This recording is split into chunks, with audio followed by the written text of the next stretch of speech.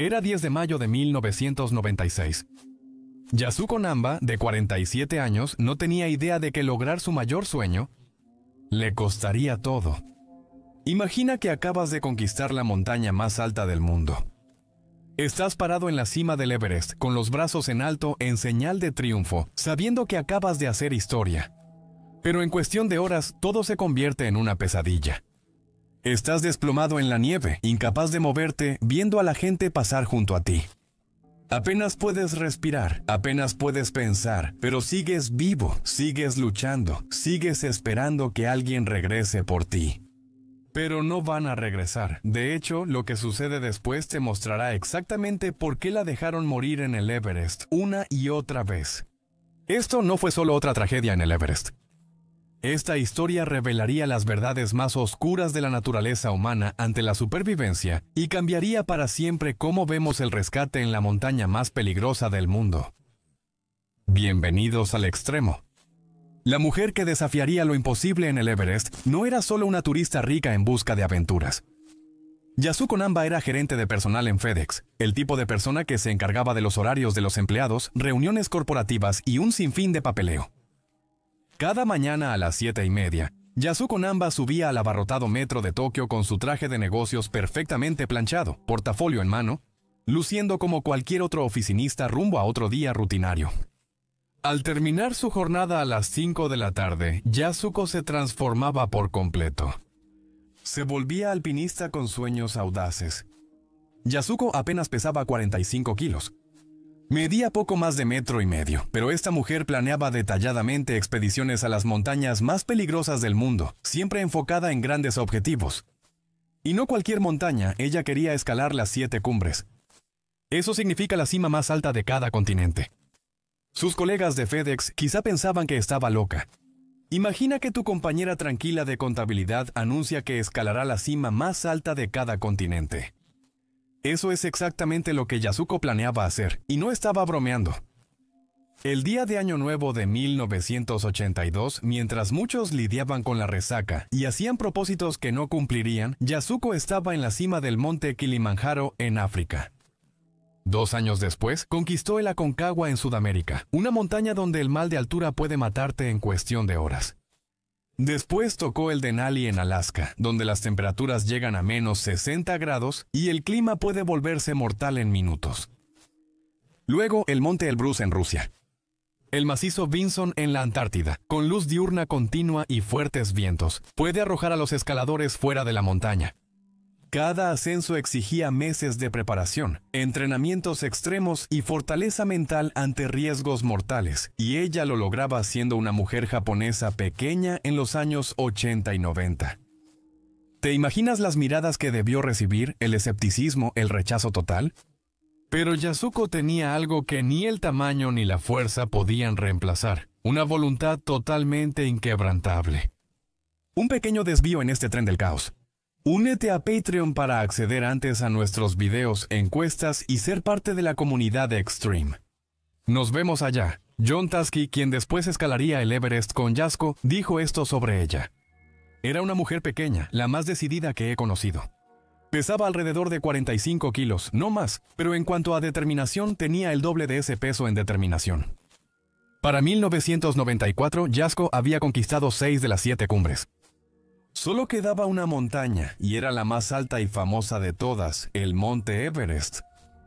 El 15 de abril de 1996, Yasuko llegó al campamento base del Everest con la expedición de Adventure Consultants de Roberto Hall.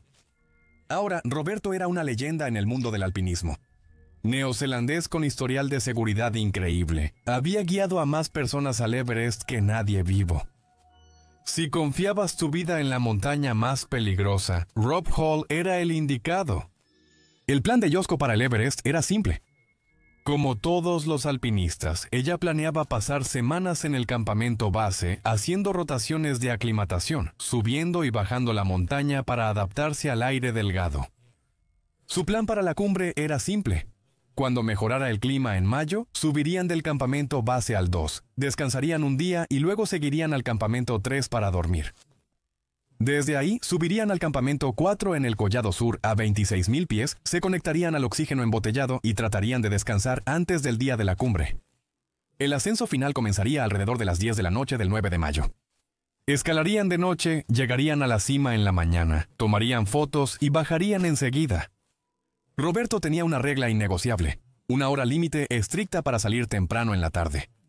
Si no llegabas a la cima a tiempo, dabas la vuelta sin excepción. Ese era el plan, limpio, controlado, profesional, casi aburrido. Pero, por supuesto, si todo hubiera salido según lo planeado, esta sería una historia muy diferente. O tal vez no habría historia en absoluto, pero no fue así. Porque mientras Yasuko se preparaba meticulosamente para el ascenso final ese mayo, algo siniestro se estaba gestando en la montaña. Verás, en 1996, el Everest tenía un problema. No tenía nada que ver con la altitud, el frío, ni siquiera con la dificultad técnica de la escalada. El problema era el éxito.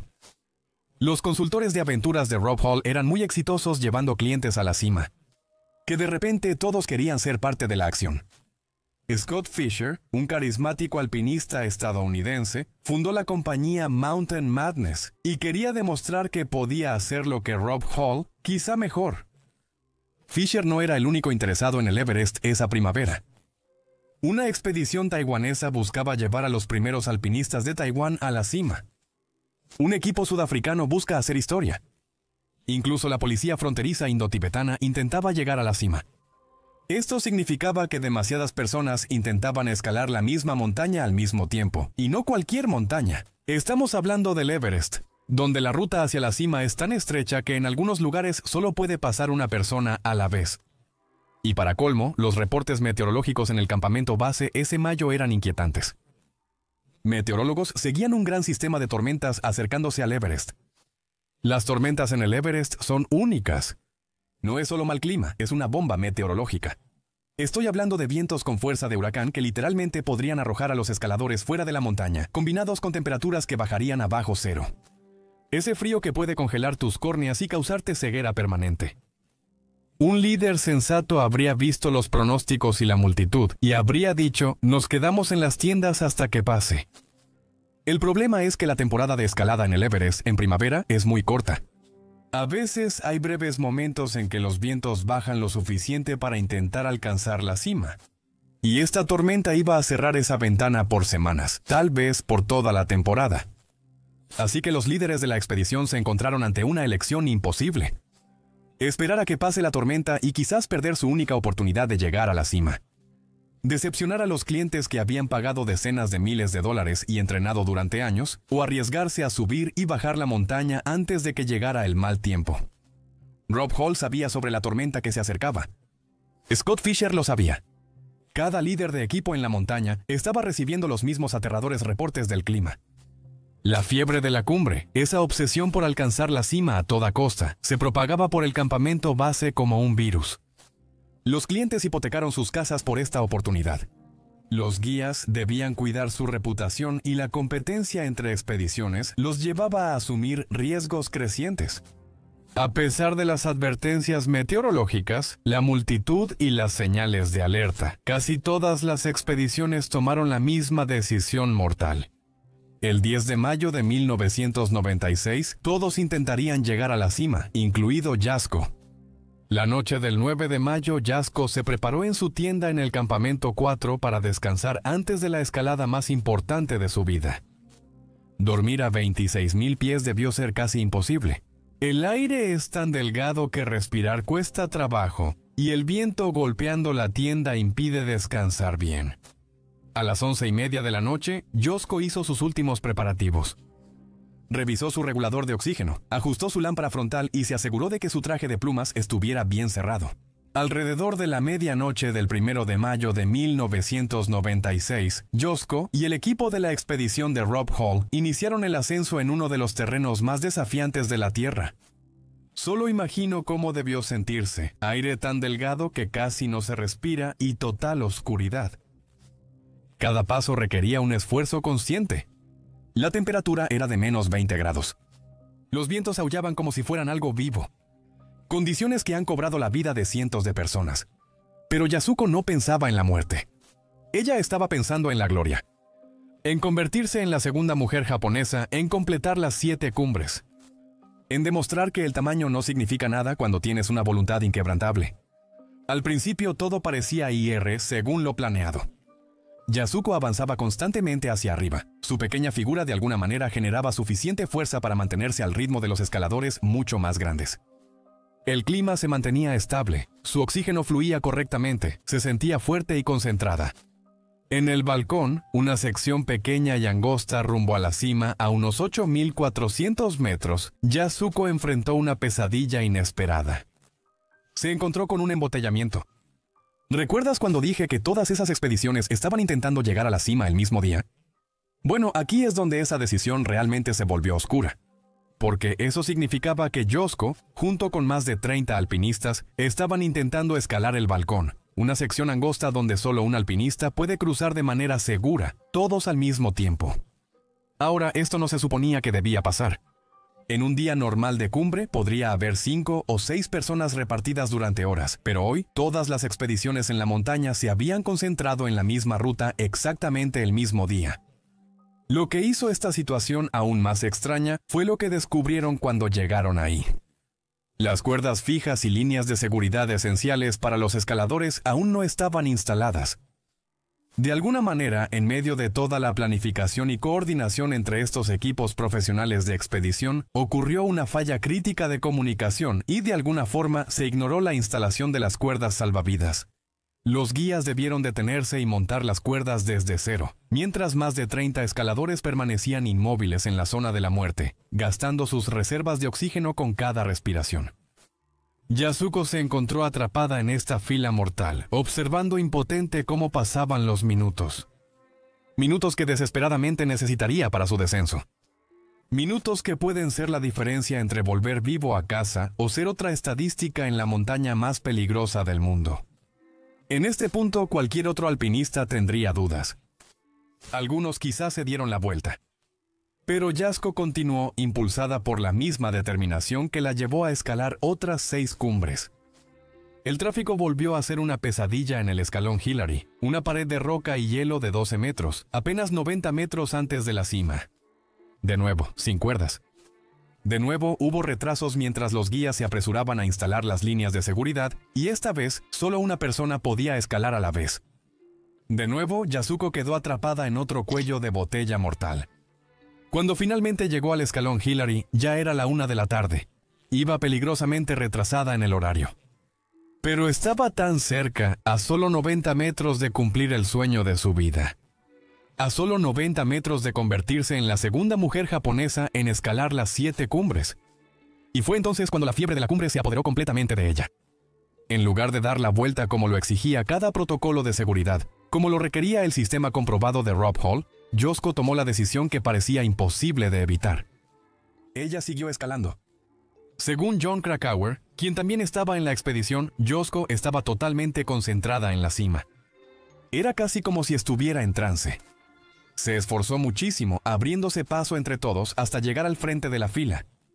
El 10 de mayo de 1996, tras casi 15 horas de escalada, Yasuko Namba alcanzó la cima del monte Everest a las 2:30 de la tarde. Lo había logrado. Ya era una de las pocas mujeres que escalaron las 7 cumbres. A los 47 años, era la mujer de mayor edad en haber llegado a la cima del Everest. Durante unos minutos estuvo en la cima del mundo, tomando fotos y disfrutando lo que creía su mayor logro. Probablemente pensó en su esposo, Kenichi, que la esperaba en Japón. Pensó en todos los entrenamientos y ascensos al amanecer. Pensó en los 14 años de preparación que la habían llevado a este momento.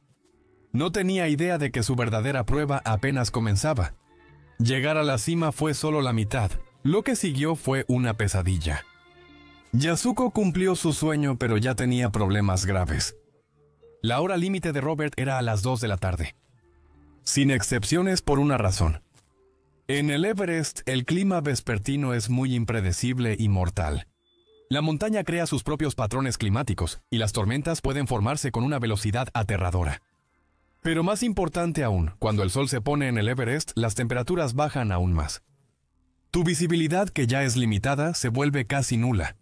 Si estás exhausto tras una escalada de 15 horas, navegar por crestas estrechas y terreno técnico en la oscuridad se vuelve una pesadilla mortal.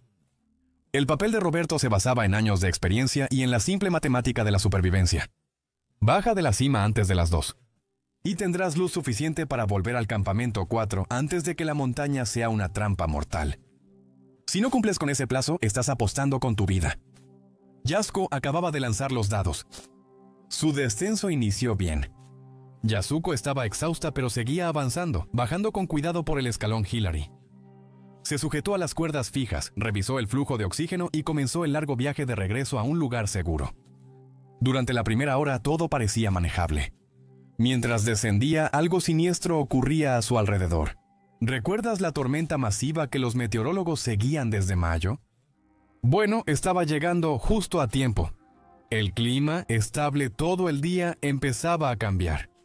Nubes oscuras se acumulaban, el viento aumentaba y la temperatura bajaba, poniendo nerviosos a los escaladores experimentados.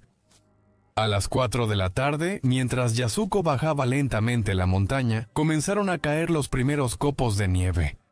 No era la nieve suave que podrías ver en una película navideña, sino copos afilados y violentos que picaban la piel expuesta y reducían la visibilidad con cada ráfaga de viento. No estaba descendiendo sola. En su camino hacia abajo, el cliente de otro consultor de aventuras, Beck Weathers, también estaba descendiendo, aunque luchaba con problemas de visión que habían empeorado durante todo el día. Ambos escaladores avanzaban muy lento, y no eran los únicos en problemas. El guía Mike Groom, uno de los más experimentados del equipo de Rob Hall, quedó a cargo de Yasuko, Beck y también de los escaladores de Mountain Madness de Scott Fisher, guiados por Neil Bidelman. En emergencias como esta, las fronteras entre equipos de expedición solían disolverse. Los guías ayudaban a los más necesitados. A medida que avanzaba la tarde, la nieve se intensificaba, el viento se hacía más fuerte y la visibilidad comenzaba a reducirse casi a nada. Yasuko, Beck y los clientes de Mountain Madness seguían en lo alto de la montaña, bajando lentamente. Había escaladores cansados, poca visibilidad y una tormenta que se acercaba rápido. Era una receta para el desastre, y Yasuko estaba justo en medio de todo eso. Lo que pasó después puso a prueba a todos en esa montaña y aún persigue a los sobrevivientes. Pero me estoy adelantando. Para las 6 de la tarde, esa nevada intensa se había transformado en una pesadilla hecha realidad. Una ventisca en toda regla, con ráfagas de viento tan fuertes que podían tumbarte, una nieve tan densa que no podías ver tu propia mano frente a tu cara, y temperaturas que bajaban minuto a minuto. La ventisca atrapó a Yasuko y a los demás escaladores que descendían, aún en la cima, cruzando crestas estrechas con caídas de cientos de metros a ambos lados, siguiendo rutas señaladas solo por banderas y cuerdas que pronto quedaban cubiertas por la nieve. En estas condiciones perderse es el peor destino. Es prácticamente una sentencia de muerte, y eso fue exactamente lo que pasó. A las 7 de la noche, durante la peor tormenta de nieve que habían vivido, ocurrió lo impensable. Se perdieron. Yasuko y otros alpinistas deambulaban desesperados en una nevada intensa, sin poder ver a dónde iban ni encontrar el sendero o su campamento. La tormenta había convertido el monte Everest en una trampa mortal, y Yasuko quedó atrapado justo en medio de ella. Aquí, la increíble determinación de Yasuko empezó a jugarle en contra. Incluso cuando la hipotermia empezó a apagar su cerebro, ella seguía insistiendo en cargar su equipo, incluyendo su mascarilla de oxígeno. ¿El problema? El oxígeno se acabó hace horas, pero ella seguía aferrada, creyendo que funcionaba. Beck Weathers describió después lo que vio. Ella era diminuta y parte de su equipo lo mostraba.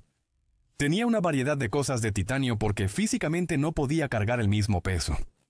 No tenía fuerza corporal y, peor aún, se enfriaba mucho más rápido que sus compañeros.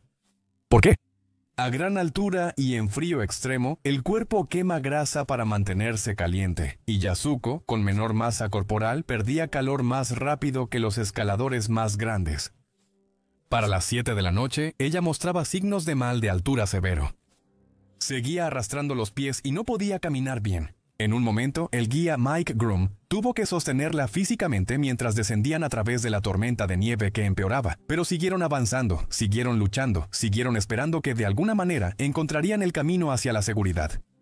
Incluso cuando se desplomaban uno por el agotamiento y la hipotermia, mantenían la fe de que, de alguna manera, todo esto terminaría bien. Cerca de la medianoche, algo les dio esperanza. La tormenta se disipó y pudieron ver el tenue resplandor de las luces del campamento 4 a menos de 1000 pies, tan cerca que casi podían tocarlo. Por fin, a salvo. Solo puedo imaginar el alivio en los rostros de los guías al ver el campamento. Al voltear a revisar a sus escaladores, los guías tuvieron un problema. Yasuko y Beck apenas estaban conscientes. Tambaleaban como borrachos, fuera de sí, sus cuerpos apagados por el frío. Imagina este momento. Eres guía de montaña con 6 escaladores a 8000 metros, vientos huracanados y total oscuridad. En tu grupo, 2 personas apenas están conscientes y no caminan. Sabes que si te quedas con ellos, todos morirán. Pero si los dejas, definitivamente morirán. Mike y Neil Bidelman enfrentaron exactamente esta situación. Ambos sabían que intentar llevar a los escaladores inconscientes al campamento en esas condiciones sería suicida. Ambos sabían lo que implicaba dejarlos atrás. Bidelman diría luego que fue la decisión más difícil de su vida. Pero quedarse habría significado 4 muertes en lugar de 2. Tras una discusión difícil, tomaron la única decisión lógica. Dejarían a Jasko y Beck en la nieve y buscarían ayuda. Jasko nunca había sido abandonado antes. Durante 8 horas, Jasko y Beck estuvieron en la nieve, expuestos a vientos huracanados y temperaturas de menos 40 grados.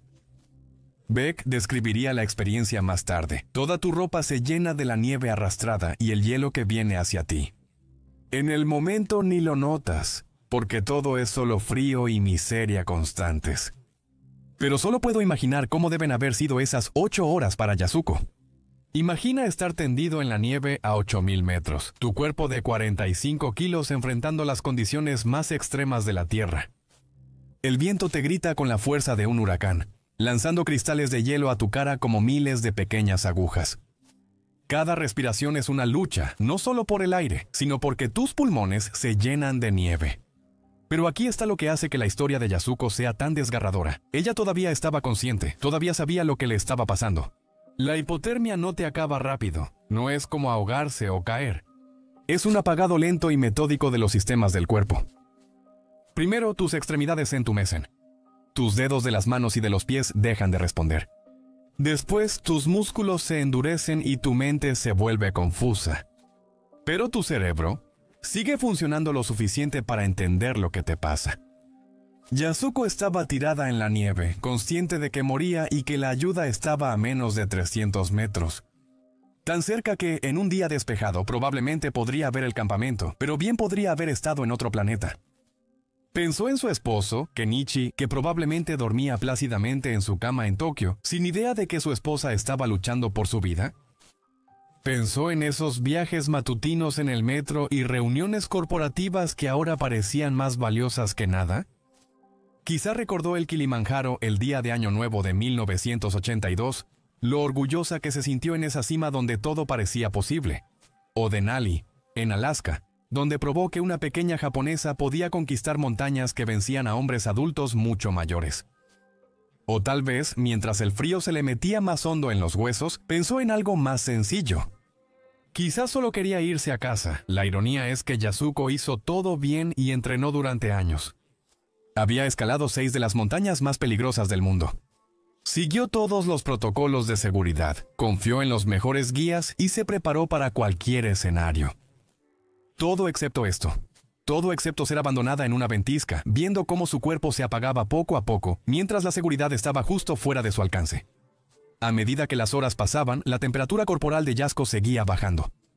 En algún momento de esa noche interminable, probablemente dejó de tiritar, no porque estuviera entrando en calor, sino porque su cuerpo ya no tenía energía para generar calor. Su ritmo cardíaco se desaceleró, su respiración se volvió superficial.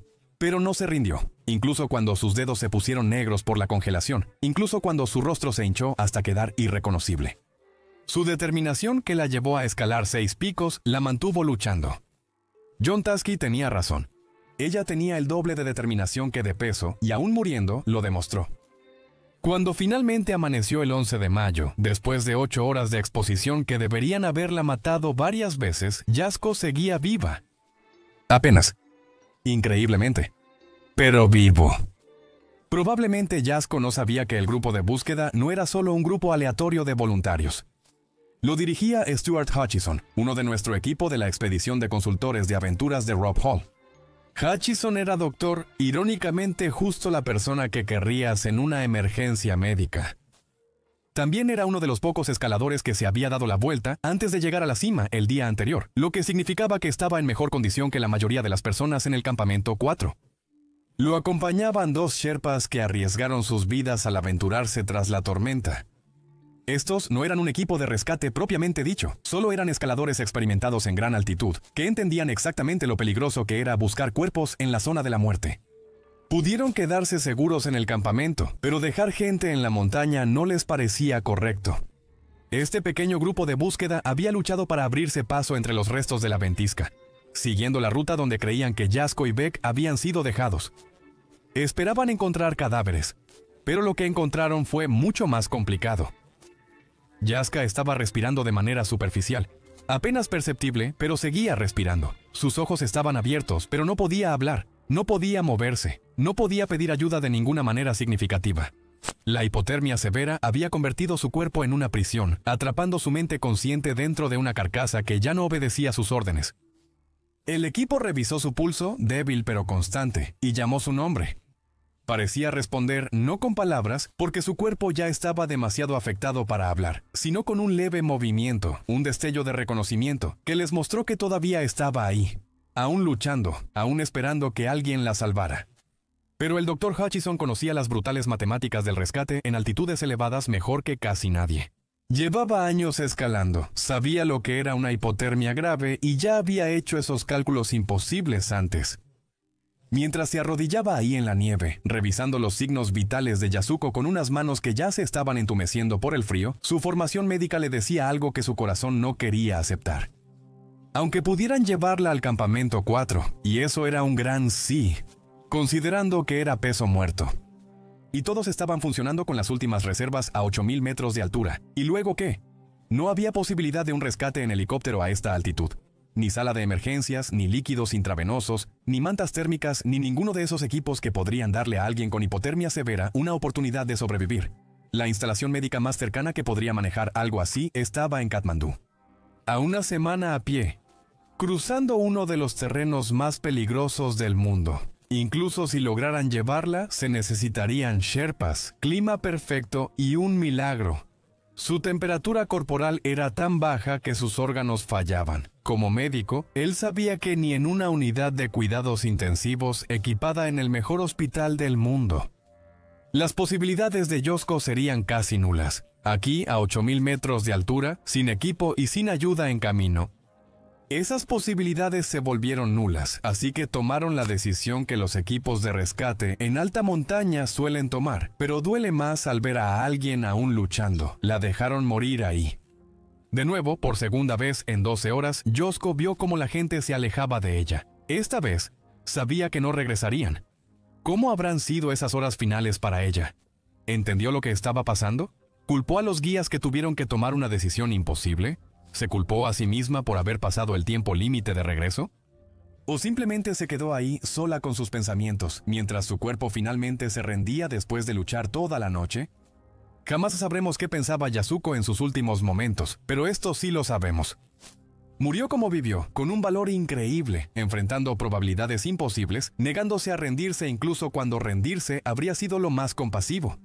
Yasuko Namba murió el 11 de mayo de 1996, a menos de 1.000 pies de la seguridad, tras ser abandonada 2 veces por quienes debieron elegir entre quién vivía y quién moría.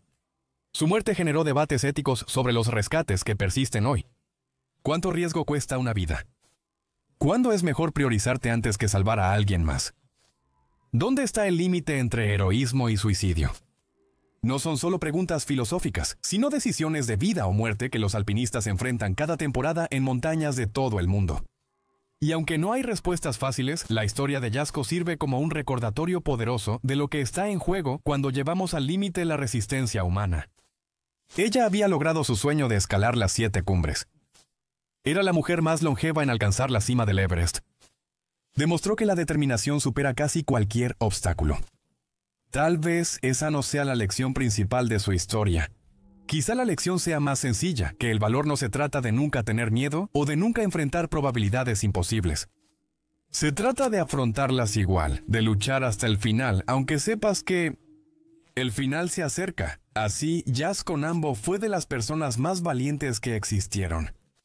¿Qué opinas de las decisiones tomadas esa noche en el Everest? ¿Crees que los guías debieron quedarse con Jasko y Beck, aunque arriesgaran sus vidas? ¿O tomaron la única decisión que tenía sentido en una situación imposible? Déjame saber en los comentarios. Gracias por ver y nos vemos en el próximo video. Sé audaz y vive valiente.